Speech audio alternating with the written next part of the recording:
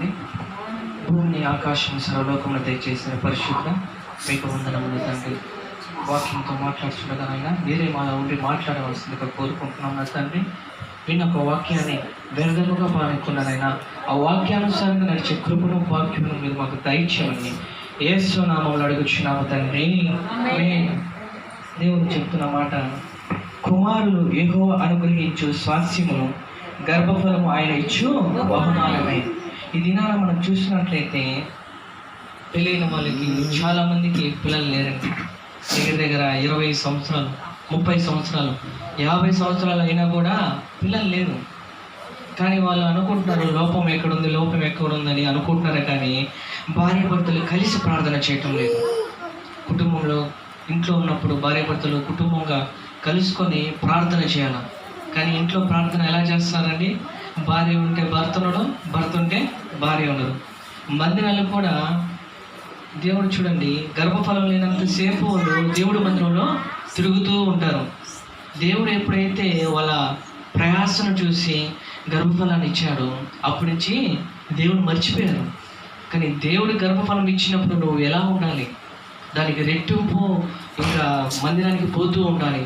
ఇంకా దాని ద్వారా దేవుడు అనేక మంది ఇంకా గర్భఫలాలు దేవుడు మీకు దయచేస్తాడు. కానీ ఈ దినాన ఎలా ఉంటున్నారంటే దేవుడి దగ్గర నుంచి ఒకటి పొందుకొని మర్చిపోతున్నారు.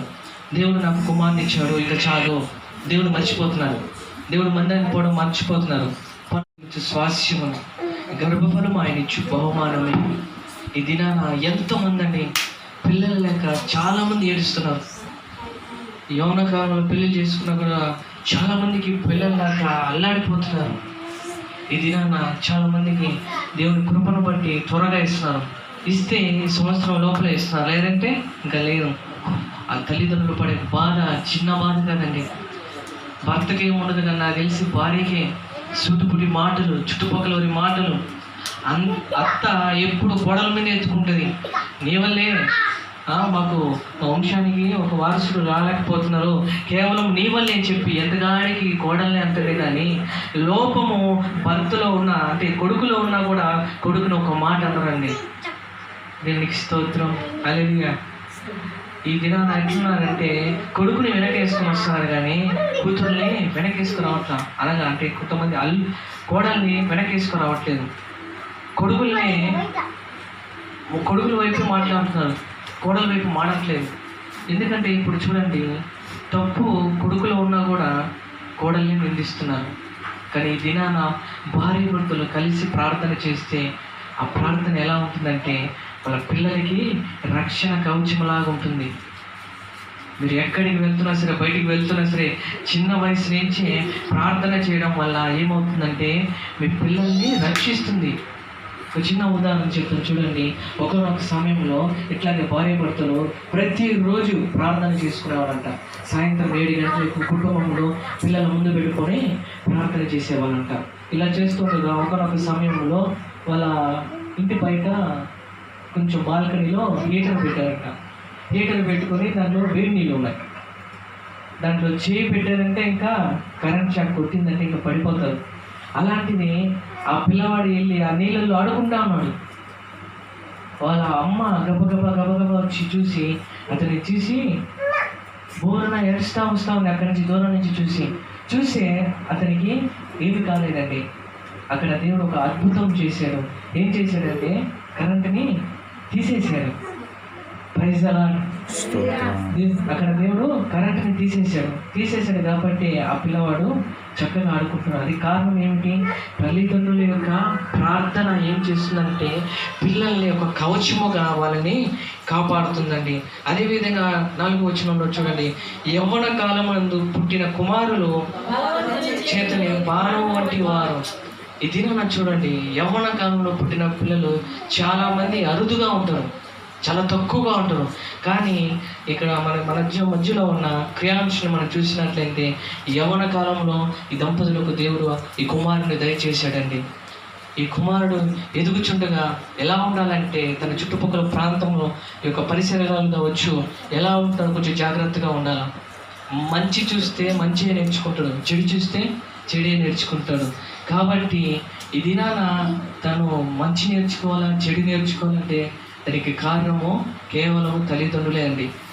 తల్లిదండ్రులుగా మీ వల్ల కూడా కాలేదు అనుకోండి, ఇంకా ఈ లోకంలో ఎవరైనా ఉన్నారంటే జీవము కలిగిన దేవుడు మాత్రం ఒక్కడే అండి. Praise the lord. ఎందుకంటే మీరు మందిరానికి రాకపోయినా పర్లేదు, మీరు మీ పిల్లల్ని సండే స్కూల్కి తీసుకురావడం వల్ల, పిల్లల్ని అలా అలవాటు చేయడం వల్ల ఏమవుతుందంటే దేవుడి యొక్క తోడు ఉంటుంది, దేవుడి యొక్క కాపుదల ఉంటుంది. మీరే మందిరానికి రాకుండా మీ పిల్లల్ని మందిరానికి తీసుకురాకుండా ఉంటే ఏమవుతుందంటే ఆ పిల్లలు వాళ్ళ ఇష్టానుసారంగా తిరుగుతారు. ఎలా పడితే అలా ఇంకా తల్లిదండ్రులు మీరు పట్టించుకోకపోతే నా దేవుడు మాత్రము పట్టించుకోకుండా ఉంటాడండి. దేవుడు అంటున్నాడు, తల్లి మరిచినా తండ్రి మరిచినా నేను మాత్రం మరమును, నా అరచేతులు నిన్ను చేసి ఉన్నాను. తల్లిదండ్రులు మీకు ఎన్నో పనులు అనొచ్చు, ఎన్నో బాధ్యతలు అనొచ్చు, కానీ రేపు మీ కుమారుడు ఒక ప్రయోజకుడైతే ఒక మంచి పేరు మీకే. కానీ యవ్వన కాలంలో పుట్టిన యొక్క క్రియాశను బట్టి ప్రార్థిస్తున్నాను. చిన్న వయసు నుంచే దేవుడు వాక్యం సెలవిస్తున్నారు కదా, బాలుడు నడవవలసిన త్రోవను వాడికి నేర్పుము, వాడు పెద్దవాడైనా సరే తొలగిపోడు. కాబట్టి ఈ దిన నా తల్లిదండ్రులు ఏం చేస్తున్నాడు? వాడికి నేర్పించాల్సిన త్రోవను నేర్పిస్తున్నారా? లేదు. ఈరోజు మనం చూసినట్లయితే చాలామంది ఇళ్ళలో చూడండి, తల్లిదండ్రులు ఏం చేస్తున్నారంటే కావాలని పిల్లల ముందే ప్రతి పనులు చేసుకున్నారండి. వాళ్ళు ఏమేమి చేయాలనుకుంటున్నారో పిల్లలు ఏంటి ఆ పనులను చేస్తున్నారు. ఎలా ఉన్నారంటే ఉదాహరణకు చూడండి, తండ్రి ఏమో అనుకుందాం చిన్న వయసు నుంచి ఎదుగుతూ ఉన్నాడు, ఒక 12 సంవత్సరాలు అయింది. అలాంటి పిల్లలకి మనం ఏం నేర్పియాలా? ప్రతిరోజు ప్రార్థనలో కూర్చొని ప్రార్థన నేర్పియాలా, బైబిల్ ఎలా చదవాలా, బైబిల్ ఎందు వాళ్ళకి ఒక మంచి జ్ఞానంలో నేర్పియాలా. కానీ నేటి సమాజంలో తల్లిదండ్రులు ఎలా ఉంటారంటే చూసారా, యోహాను రాసిన సువార్త 5వ అధ్యాయం 19వ వచనం చూసుకుందామండి. యోహాను రాసిన సువార్త 5వ అధ్యాయం 19వ వచనం అండి. కాబట్టి యేసు వారికి ఇట్లు ప్రత్యుత్తరం ఇచ్చెను, తండ్రి ఏది చేయుట కుమారుడు చూచునో అదే దానంతట తాను ఏది చేయనేరడు, ఆయన వేటిని చేయునో వాటినే కుమారుడు అలాగే చేయడు. చూడండి, ప్రైజ్ ద లార్డ్. చూడండి, ఇక్కడ మనం చూసినట్లయితే తండ్రి ఏది చేస్తాడో కుమారుడు అదే చేస్తాడంట. ఒకనొక సమయంలో ఒక తండ్రి, ఆత్మీయ తండ్రి అయితే ఏం చేయాలండి? కుటుంబంగా కూర్చొని భార్య బిడ్డలను కూర్చొని ప్రార్థన చేస్తూ ఆత్మీయంగా ఎదగాల. అలా చేయడం వల్ల పిల్లలకి ఏమవుతుంది? ప్రతిరోజు 7 అయిపోగానే ఈ సమయము ప్రార్థన చేసుకోవాలా, అందరం కుటుంబం అందరం కూర్చుంటున్నాం, ఇది ప్రార్థన సమయం అని ఒక ఆలోచన వస్తుంది. కానీ నేటి సమాజంలో తండ్రులు ఎలా ఉన్నారంటే తెలుసా అండి, పిల్లల చేతే తప్పుగా అనుకోకండి, ఈ రోజుల్లో నేటి సమాజంలో ఎలా ఉన్నారంటే వాళ్ళ చేతే సిగరెట్లు తెప్పించుకుంటున్నారు. ఎక్కడ? ఇంట్లో కూర్చొని పోయి ఆ కొట్టుకెళ్ళి సిగరెట్లు తీసుకురని చెప్పి ఎవరి చేత? కుమారుడి చేత. వాడి చేతే పాన్ పరాకలు తెప్పిస్తున్నారు, వాడి చేతే మందు కూడా తెప్పించుకుంటున్నారండి. వాటిలో ఎవరిని చూసి నేర్చుకుంటున్నాడు? తండ్రిని చూసి. తండ్రిని చూసి నాన్న ఎందుకు ఈ సిగరెట్లు తెమ్మంటున్నాడు, నాన్న ఎందుకు ఈ యొక్క గుక్కలు తీసుకురమ్మంటాడు, ఈ యొక్క బ్రాందీ సీసా తీసుకురమ్మంటున్నాడు అని వాడికి ఏం అర్థమయ్యేది కాదు. తెచ్చుకొని ఇంట్లోనే మధ్యలో కూర్చొని వాడి ముందు ఎదురుగా తాగుతూ వాటిని నవ్వులుతూ సిగరెట్ తాగుతూ ఉన్నాడు. వాడికి ఏమవుతుంది?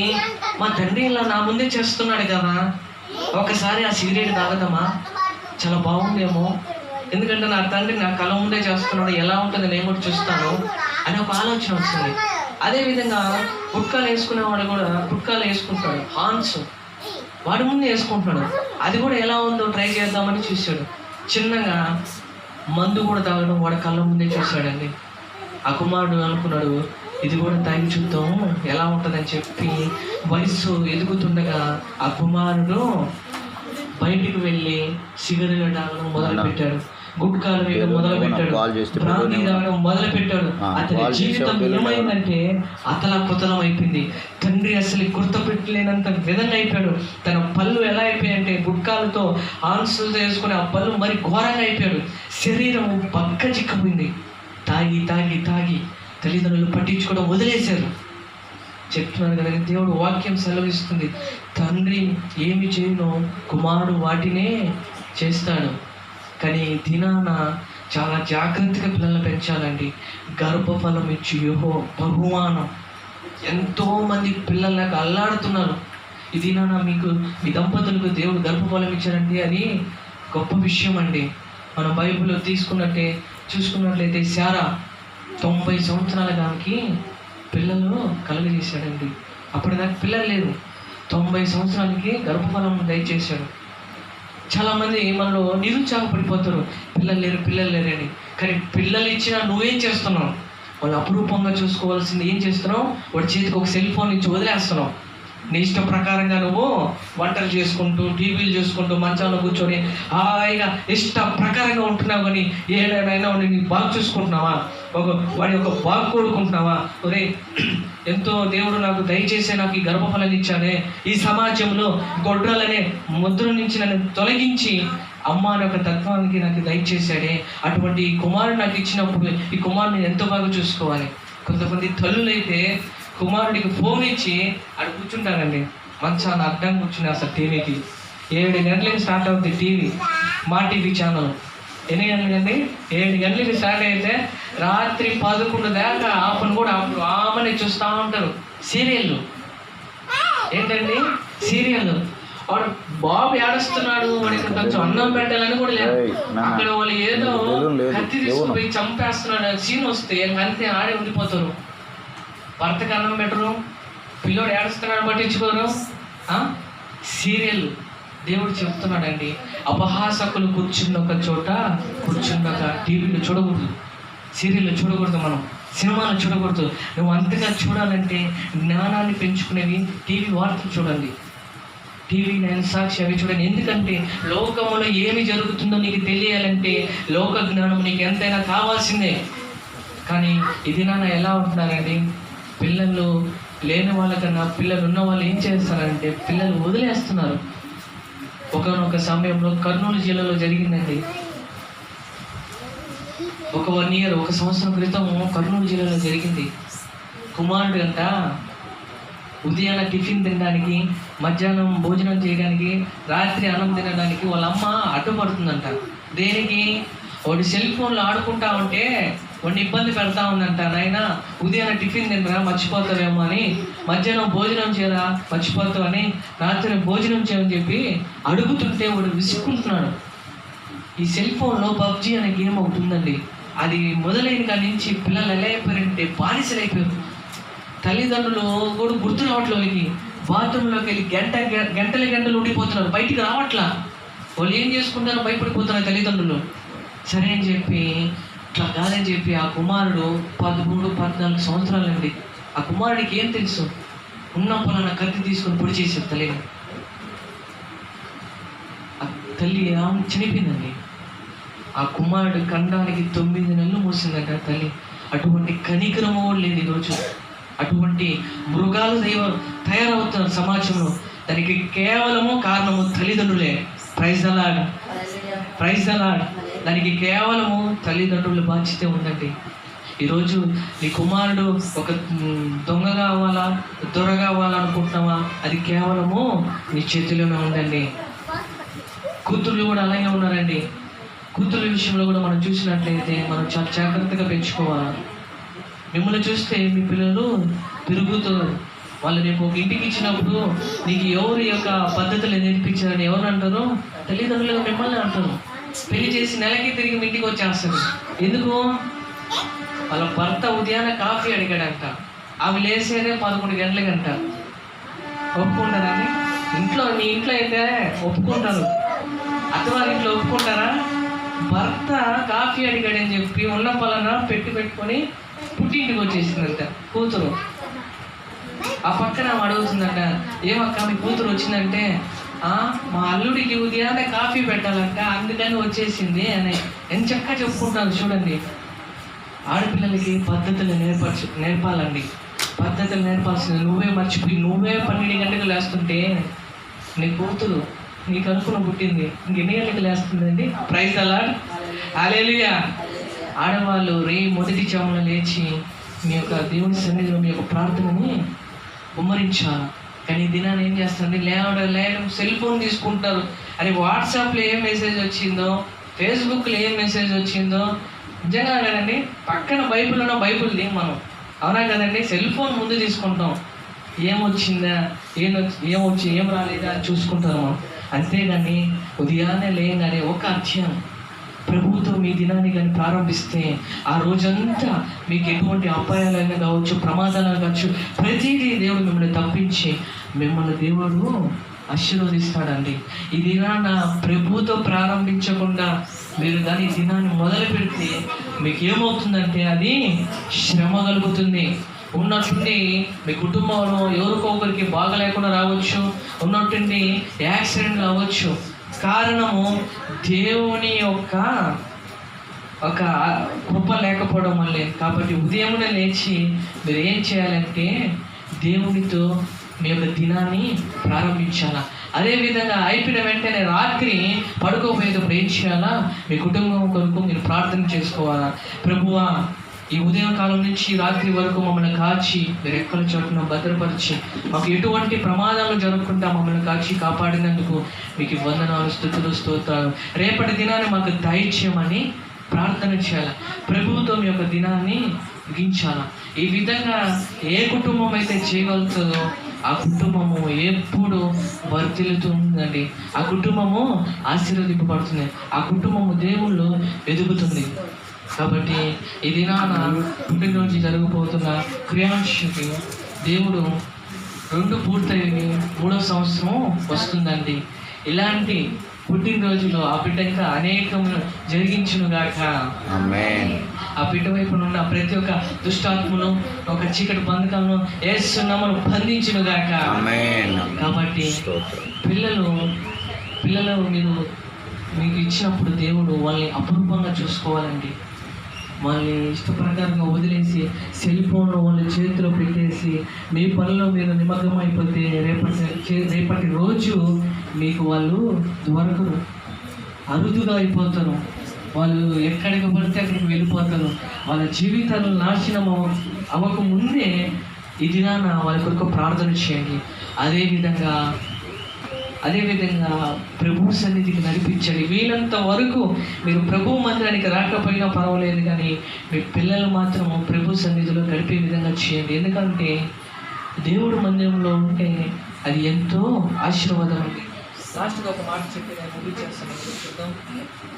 లూకా రాసిన సువార్త 2వ అధ్యాయం 52వ వచనం చూద్దామండి. లూకా రాసిన సువార్త 2వ అధ్యాయం 52వ వచనం.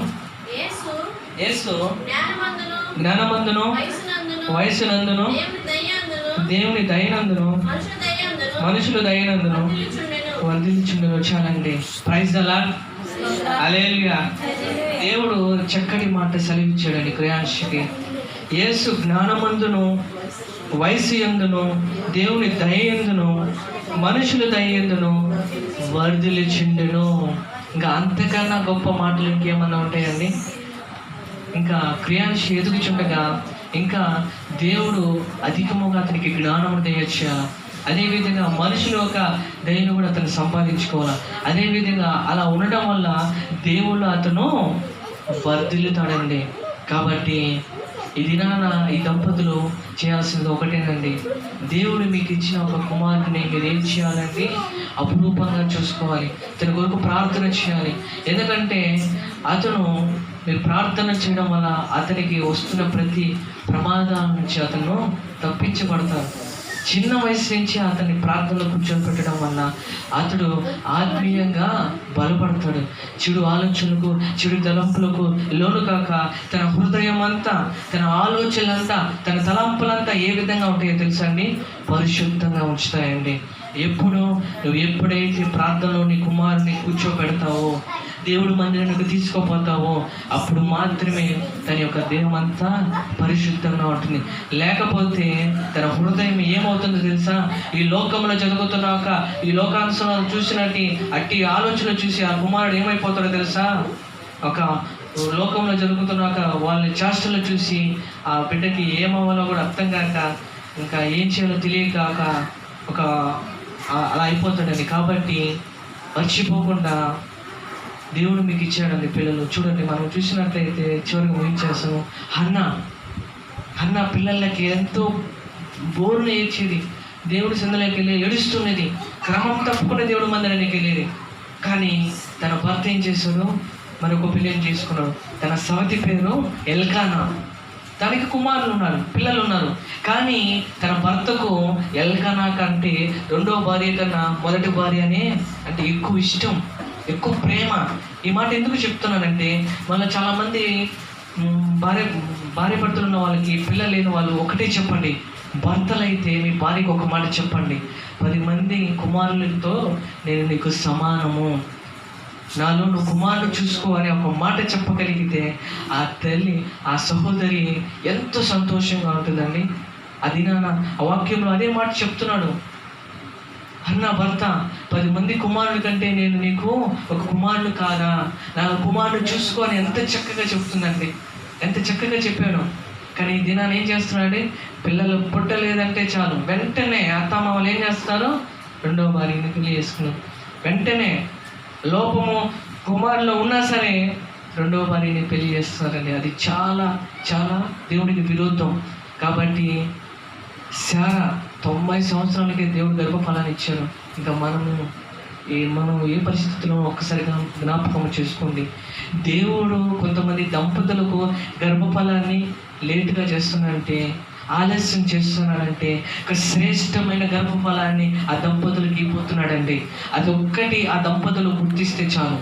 ఎందుకంటే హన్నా పొందుకున్న ఒక గర్భఫలము ఎవరండి? పొందుకున్న మొదటి కుమారుడు సమూయేలు. మన బైబిల్లో మనం చూసినట్లయితే అటువంటి బలవంతుడు ఎక్కడ లేడండి. కానీ ఆలస్యమైన శ్రేష్టమైన గర్భఫలాన్ని పొందుకుంది. కాబట్టి ఇదేనా ఒకవేళ అటువంటి దంపతులు కానీ ఉన్నట్లయితే దేవుడికి ఒకటి తీర్మానం తీసుకోండి, దేవా మీ చిత్తం ఏదైనా సరే మాకు మీరు చేస్తానని మాకు నమ్మకం ఉంది. సారాక చేశారు, వాగ్దానం చేసిన దేవుడు ఎన్నడూ మిమ్మల్ని మీ కుటుంబాన్ని మర్చిపోవడమే. కానీ నాది ఒక్కటే కోరిక, మీకు ఎన్ని సమస్యలు ఉన్నా సరే ఆదివారం మాత్రం ప్రభు సన్నిధిని విడిచిపెట్టకండి. ఇబ్బందులు వస్తాయి, సమస్యలు వస్తాయి. చాలామంది ఆదివారం రోజే ఏం చేస్తారని పనులకు వెళ్తారు. ఆదివారం రోజే మిగతా అప్పుడు 500 రూపాయలు కూలి అయితే ఆదివారం రోజు నీకు 3000 రూపాయలు ఇస్తానండి. ఏం చేస్తారండి? పనికి వెళ్ళిపోతారు. దేవుడు మందికి వెళ్ళరు. ఎందుకంటే 3000 వస్తున్నాయి కదా.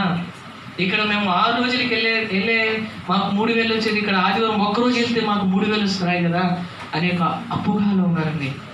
అటువంటి భ్రమలో ఉన్నారు. పునరుద్ధాన దినం, ఆదివారం విశ్రాంతి దినం దేవునికి ఇవ్వాల్సిన దినము కాబట్టి దేవుడికి ఖచ్చితంగా మనం ఇవ్వాలండి. కాబట్టి క్రియాన్షికి దేవుడు ఈరోజు మరొక దయాకిరీటం ఇచ్చాడండి. 2 వెళ్ళిపోయి 3వ సంవత్సరం దేవుడు ఆ బిడ్డకు దయాకిరీటం దయచేశాడు. ఇలాంటి పుట్టినరోజులు ఈ కుమారుడు ఇంకా అనేకమని జరిగించుకునేలాగిన పిల్లలు ఎందు, అదేవిధంగా తల్లిదండ్రులు ఎందు, మనుషులు ఎందు, అదేవిధంగా పాస్టర్ ఎందు ఆ యొక్క బిడ్డ జ్ఞానముతో ఎదుగుతూ తల్లిదండ్రులకు లోబడే విధంగా ఆ బిడ్డ ఉండలాగిన ప్రతి ఒక్కరు ఆ బిడ్డ కొరకు ప్రార్థన చేయండి. దేవుడి కొద్ది వాక్యం దీవించి మన హృదయాలకు భద్రపరచుగాక చిన్న ప్రార్థన చేసుకున్నాను.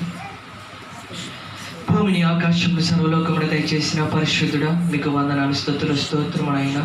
ఇదిగో నా తండ్రి రాత్రి వేళ జూన్ 30వ తేదీ నా తండ్రి క్రియాన్స్ నా తండ్రి కుమారుడికి నైనా పుట్టినరోజు జరుగుచుండగా నా తండ్రి ఇదిగో నా తండ్రి 2వ సంవత్సరం పూర్తయిపోయి 3వ సంవత్సరంలోకి నా తండ్రి ఆ బిడ్డకు దయచేసిన దయా కిరీటమును బట్టి మీకు వందనాలు, స్తోత్రములనైనా. బిడ్డ నా తండ్రి బాలుడు నడవవలసిన త్రోవను ఆ బిడ్డకి నేర్పండి అని అంటున్నారయ్యా. ఈ కుటుంబంలో అయినా ఆ తల్లిదండ్రులనైనా ఆ బిడ్డకు మంచి త్రోవను నడిపించడానికి సహాయం దయచేయమని మిమ్మల్ని అడుగుచున్నాం నా తండ్రి. ఈ చిన్న వయసు నుంచి నా తండ్రి ఆ కుమారుని ప్రార్థనలోనైనా ఎక్కువ సమయం గడిపే కృపను దయచేయమని అడుగుచున్నామయ్యా. వీళ్ళనంత వరకు సినిమాలకు, టీవీలకు, సెల్ ఫోన్లకు ఆ బిడ్డను దూరంగా ఉంచి మనం మిమ్మల్ని ప్రాధాన్యపడుతున్నాము తండ్రి. సహాయం దయచేయమని మిమ్మల్ని కోరుకుంటున్నానయ్యా. బిడ్డ చుట్టూ మీ కాంక్ష, మీ కాపుదలను దయచేయండి. కలుగుతున్న ప్రతి చీకటి బంధకాలను, ప్రతి దుష్టాత్మలను బంధించి మనం మిమ్మల్ని అడుగుచున్నాము నాయన. బిడ్డ ఎదుగుచుండగా నాయన మీ జ్ఞానముతో బిడ్డను నింపమని అడుగుచున్నాము నాయన. ఎదుగుచుండగా నా తండ్రి తగినంత బలమును దయచేయండి. ఈ చిన్న వయసులో నాయన బిడ్డకు నా తండ్రి ఎటువంటి బలహీనతని లేకుండా నాయన బిడ్డకి నూతన బలంలో దయచేసి చక్కటి ఆరోగ్యంలో కూడా మీరు బిడ్డకు దయచేయమని అడుగుతున్నామయ్యా. అదేవిధంగా వాళ్ళకి ఇచ్చిన వాళ్ళ తల్లిదండ్రులను కూడా జ్ఞాపకం చేసుకోండి. అదేవిధంగా నాయన ఈ కుటుంబానికి జ్ఞాపకం చేసుకోండి నాయన. అదేవిధంగా ఇక్కడికి వచ్చిన ఇచ్చేసి వచ్చిన నేను ప్రార్థనకు వచ్చిన అక్కడ ప్రతి ఒక్కరిని పేరు నేను జ్ఞాపకం చేసుకోమని మిమ్మల్ని అడుగుతున్నానైనా. ఇప్పుడు ఎంతవరకునైనా విన్న ఒక వాక్యాన్ని నైనా విన్న వాళ్ళు వ్యర్థముగా పనుకున్న దాని వాక్యానుసారంగా నాయన క్రియను చూపించే భాగ్యమును మీరు దయచేయమని మిమ్మల్ని కోరుకుంటూ మరొక్కసారి మమ్మల్ని అందరినీ నైనా మీ బలిష్టమైన చేతులుగా అప్పగిస్తుంటూ యేసు నామములో అడుగుచున్నాము తండ్రి. Amen amen amen. Praise the lord.